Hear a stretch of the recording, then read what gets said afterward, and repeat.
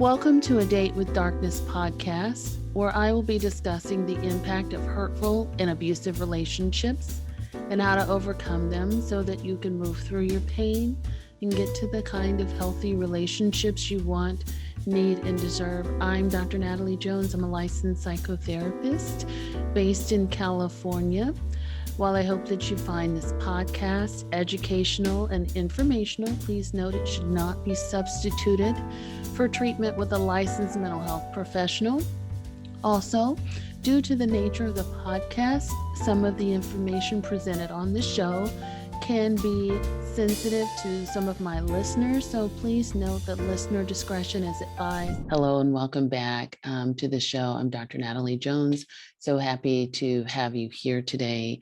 Thank you for being with me. And I'm also going to do this show live on Instagram, which is something that I haven't done in a while. So it's going to be recorded and live.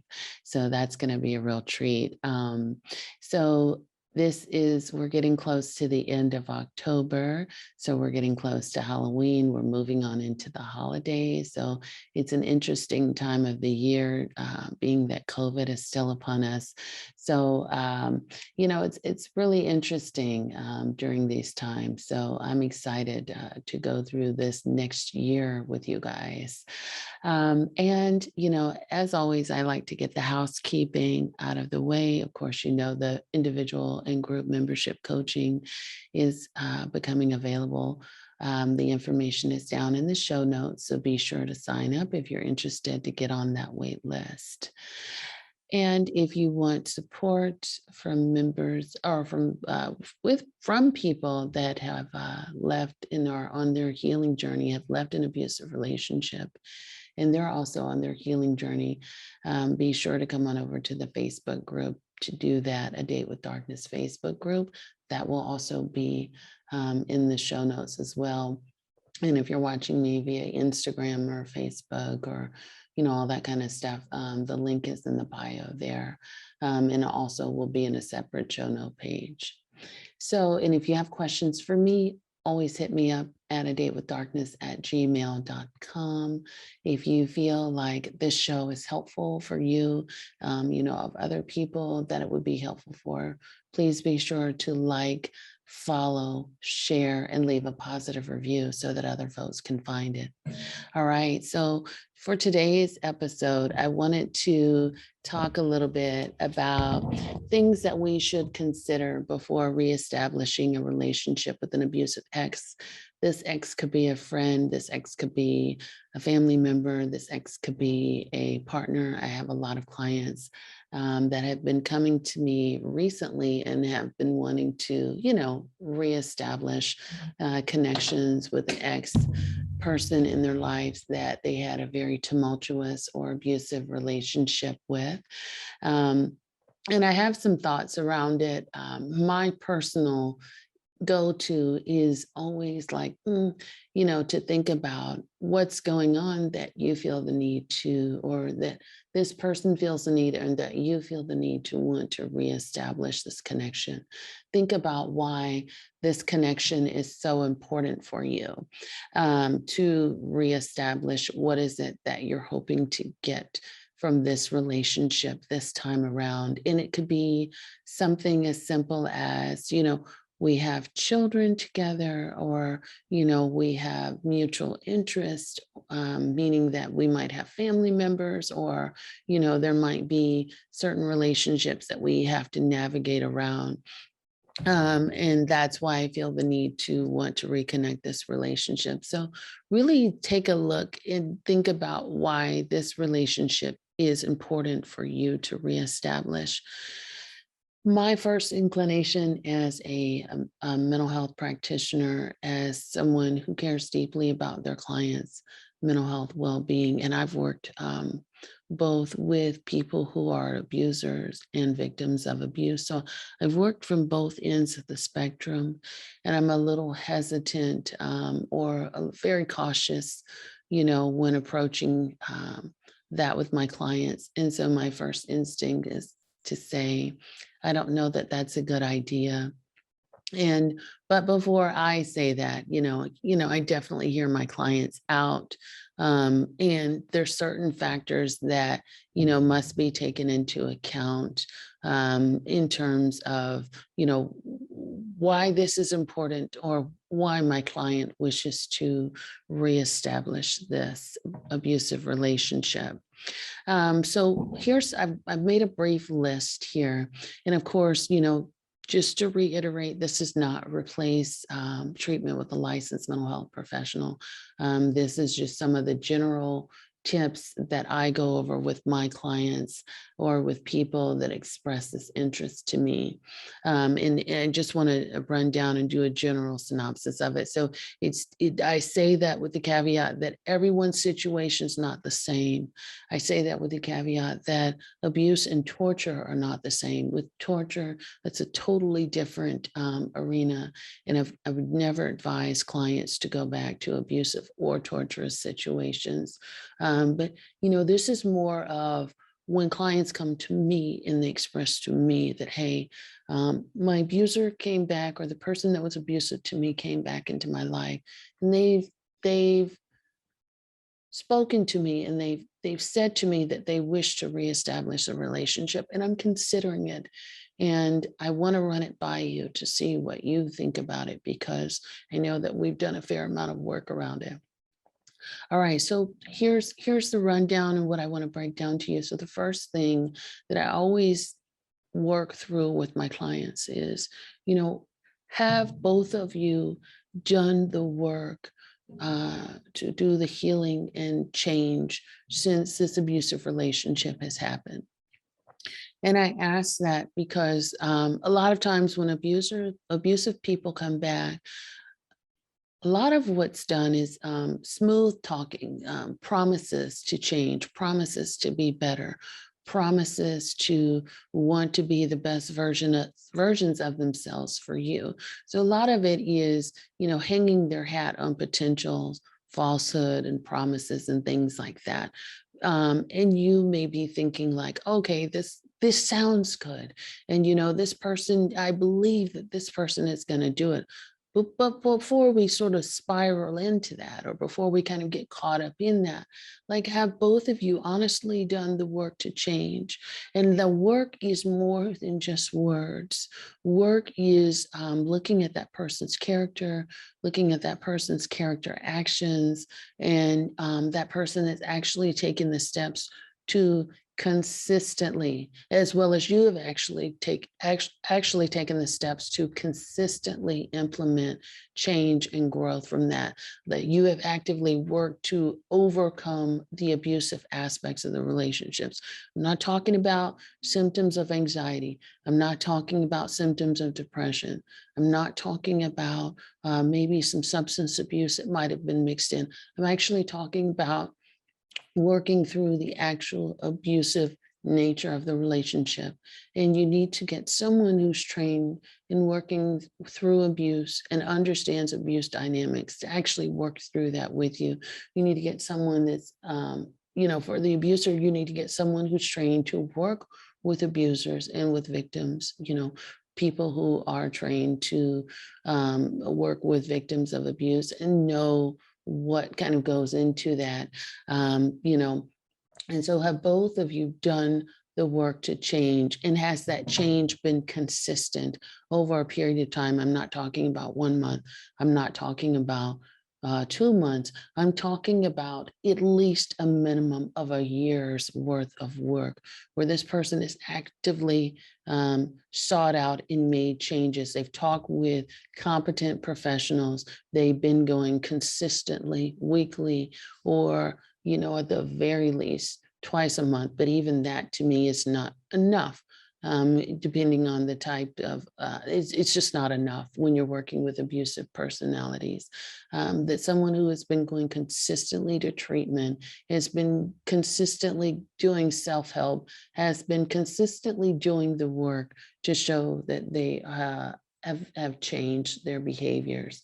And also too, when you're thinking about reconnecting with an abusive person, one of the second thing that I'll mention that I think is most important is knowing strong people in their lives. And I'm not talking about people who sort of enable abusers. I'm not talking about people who admire abusive personalities. I'm talking about people that can realistically talk to that person, can check their behavior when their behavior is inappropriate or out of line, and can really sort of pull that person to the side and have a candid conversation with them. Do they have at least a minimum of one or two strong people in their lives? And I would venture to say three or four or more is ideal. But do they have three or four strong people in their lives that have consistently been in their lives, and that they're actively that they have been active about maintaining the relationship, maintaining the integrity, the authenticity of the relationship, which means that they've been honest about their behavior, and they've allowed that person to be honest with them, and they've had some several hard truths, and that person knows what this person is capable of, and they're able to really realistically check them on their behavior. Do they have those types of people? If they don't have strong people in their lives, it's a big red flag to me. Same is also true for you. If you have been a victim of that person's abuse, do you have strong people in your lives? People that are going to look out for you, people that are going to check you and say realistically, like, this isn't going to work. And I'm not talking about people that tear you down. I'm talking about people that have your back and that want the best for you and that want to see you win. Do you have strong people in your corner that can be a support system to you, that can realistically talk to you, mentor you consistently for a minimum of a year that you've been in their lives, and that they know without a doubt, and they can talk to you as well as they can talk to that person and get a feel and see, because if people have your back, if they really and truly have your back, they're going to want to see what this person is all about, to see if they've got it together. And the people that are truly solid and have your back, they're not going to let you go down that road. They're going to scream the loudest. They're going to say, run. This is not appropriate. This relationship, this person doesn't jive well with me, or they may actually have some requirements that they want to see this person kind of go through before you guys even have the talk about reconnecting or being a part of each other's lives in any way, shape, or form. I think the third reason, and I'm not going in any particular order here, so I don't want you to say that I'm going in order of importance, because I'm not. I'm just kind of going in the order in which I've jotted things down. But the third thing to consider is, well, wait, before I go to the third thing, I want to add one more thing to the last point. Wanting to make sure that, when you have, uh, just a sidebar here, making sure that both you and this person have done the work, but also making sure that you're in therapy. And then, just kind of making sure that you guys have actually walked through this process in therapy individually, about talking to your therapist about wanting to make this reconnection. So I think that's a part of the authenticity. Thirdly, is why do you want to reconnect with this person? What is it that you hope to gain from this relationship? If you're hanging your hat on, this person was a part of my life. We had a lot of good times, and, we did this together, and there were all these firsts or all these other wonderful times. That means that you are romanticizing the relationship. You're thinking about all the good times, but you're not allowing yourself to truly remember all of the hard times, all of the scary times, times when abuse took place. You're just sort of romanticizing and thinking about, perhaps it could be get a good again. Absence has made my heart grow fonder, and now this person is speaking all this sort of woo-woo stuff to me in my ear, and I want so badly to believe that this person is truly a good person.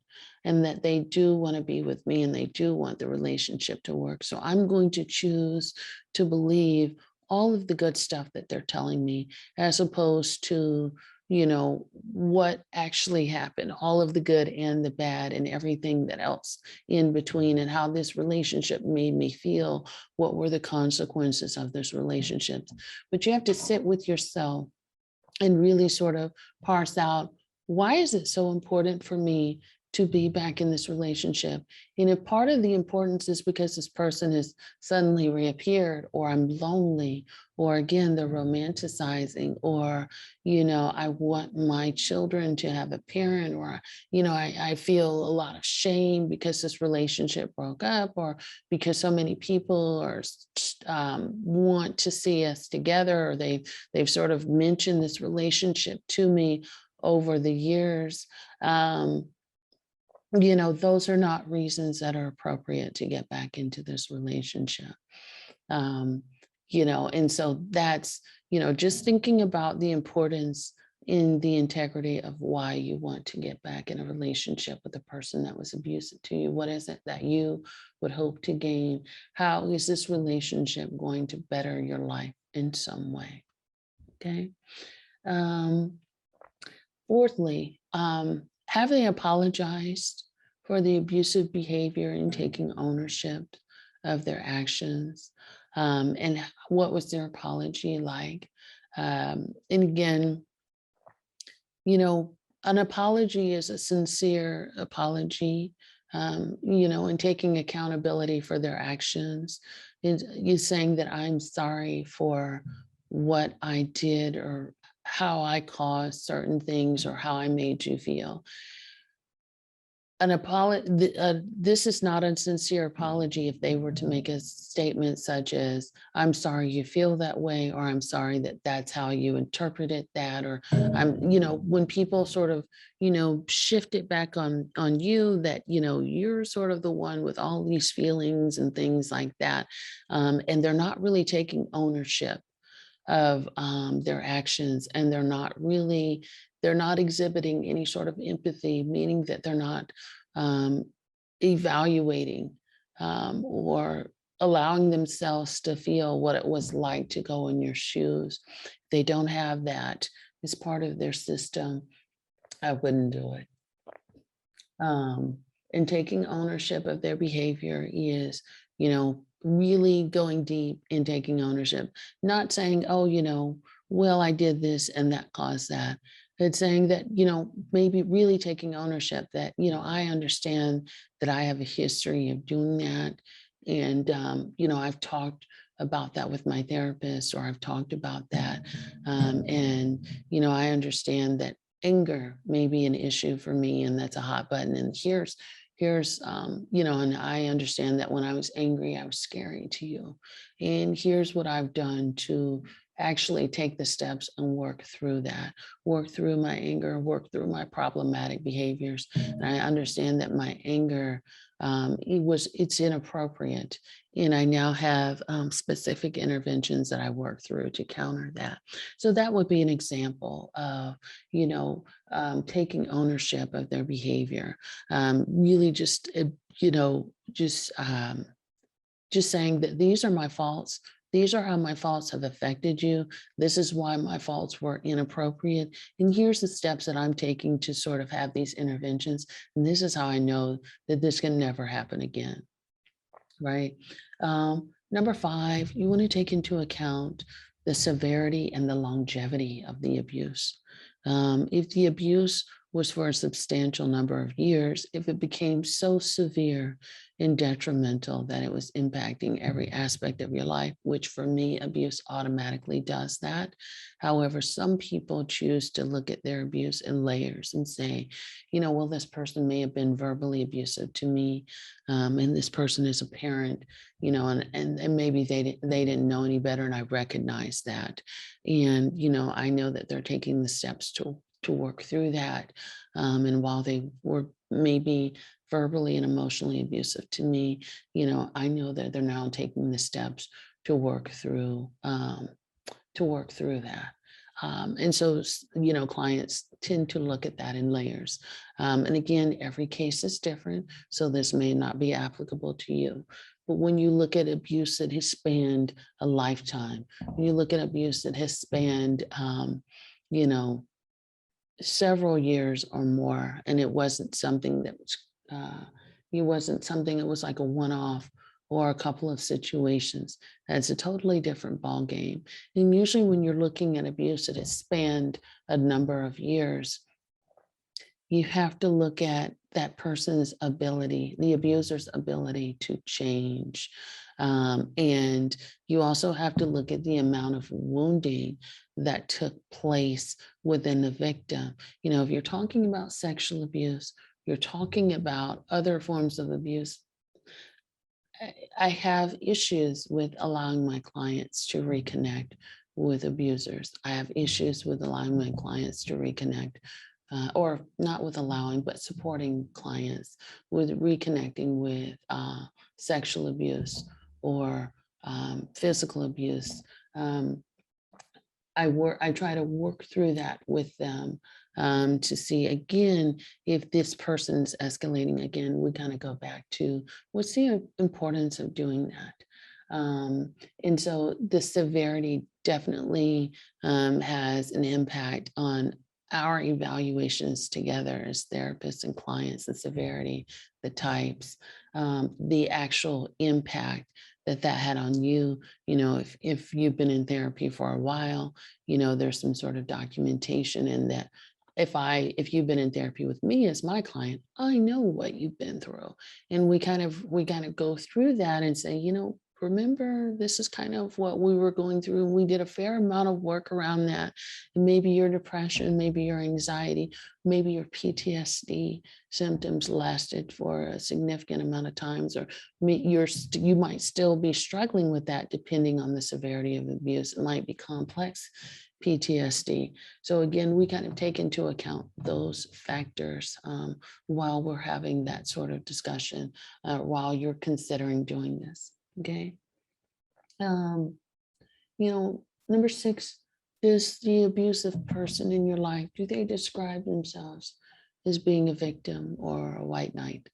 Meaning that, there's a lot of abusers out there who describe themselves as, the ones who something has been done to them, like they've been abused all their lives, or people have taken advantage of them, or they've been hurt, or they've been suffering from some sort of detriment, or that they've kind of rescued others, or that they've been stressed out from all the stuff that they've been doing from other people. And so it becomes almost, everything becomes almost a scapegoat for them to have that sort of behavior. So there's some sort of scapegoat, either it's someone else's response, it's always someone else's responsibility, or someone else's actions that then cause them to act the way that they did. So they're not taking any accountability there. So whenever they're attributing their behaviors or their hurtful actions to somebody else, that means that they're not taking accountability. So 7, I think it's important to always consider the reactions of those who are around you when you are considering that. If you are reconsidering getting back together or reestablishing a relationship with an abusive person, it is always important, I think, to talk with your family, talk with people that are actually in your corner and that support you, and see what their reactions are about this. If their reactions are like, no, no, no, no, no, no, we don't want to see you go down that road. We don't want to see you hurt. We love you too much for that. And we don't think that's a good idea. Listen to those people that care for you and listen to their reactions. Okay. They support you. They want to see you win, and they love you, right? And they're coming to you from a place of love. And while what they say may be challenging to hear, it's always important to remember that they've got your back and that they're coming from a place of love. 8, the timing of the reconnection. When an abusive person is coming back into your life, are they coming back into your life one right after the relationship is ended? Are they coming to you when you filed for divorce? Are they coming to you when they need something? So they may be in some sort of dire straits and they need something from you. Or are they coming back right after you've decided that you're ready to end this relationship and they kind of want to, rush back into things? So I think the timing of the relationship or the timing of the reconnection is important. If it's something that, they're trying to reconnect with you right after you've decided to end things or right after there's been a termination of the relationship, not enough time has passed to do the work. And that's almost like a knee jerk reaction, like, I want to get back with this person, but there hasn't been any real work done on either party's side, right? You might have done some work to get up to the point of the separation and to the breakup or to the parting of ways. But the actual work after, you sort of separated is a totally different ballgame because you're looking at life after that abusive person is left. And that's different. So doing that. And then, of course, if they're an abusive personality who wants or needs something and they're trying to get an immediate need met, maybe they need a place to stay, or, maybe they need some money, or maybe something else is going on and they're needing something. So just looking at the timing around that. Um, if it's been a span of uh, several years and you guys happen to bump into each other, and this is the first time you're seeing each other, or maybe, one of your children are getting married or something like that, and the two of you are bumping into each other at your child's wedding or some sort of event. Again, that's something to be mindful of, that, this is an opportunity. Um, this is an opportunity of convenience, meaning that this is their first chance to encounter you. So naturally, they're going to try to talk to you the first chance or the first encounter. Again, that's something that's more of an opportunity. And, so keeping in mind the timing of those connections or reconnections, or timing of the attempts to reconnect. Lastly, what I will say is boundaries. Having, what are the person's boundaries like? Um, what are they? Even with them sort of reconnecting with you, um, what are their boundaries around your personal space? What are their boundaries around your personal time? And what are their boundaries around contact? And what are their boundaries? What are your boundaries like also, not just theirs, but also what are yours like? And do they respect your boundaries around that? Do they respect your boundaries around communication, around time? One of the things that abusers like to do, especially when they're attempting to reconnect, is that they like to crowd your space and crowd your time, you know. So one of the ways that they can make it work is by spending copious amounts of time in trying to reconnect. So they may stay on the phone with you or ask you to go out on a date with them, or go somewhere with them for hours at a time, right? And so that also increases the likelihood that the trauma bond is going to reconnect, spending all that time right up front, when in actuality, time needs to be spaced out. When you spend time, a bunch of time up front, a person that's being victimized has less time and space and energy to actually think for themselves, because they're just so, um, you're crowding their space and their time. And so energetically, they don't have that time and that space to really sort of pump the brakes and think about things for a bit. Like, let me take some space. Let me think about what you're saying. Let me talk with my therapist. Whereas, of course, if we're spending hours upon hours together, you're sweet talking me, you're telling me all the things you're going to do. And all of this sounds really great. And I'm, as a victims get caught up in that, right? Because it's almost like a whirlwind, and this sounds good. And this person is spending all this time with me, so they must care. Those would be the thoughts that are going through their minds. Also with communication, having boundaries around communication. Okay, and as a person who's experienced abuse, are you able to communicate, this doesn't make me feel comfortable? I need you to give me my space, or I don't like when you do that. Just having the boundaries around being able to verbally communicate. Do they respect that?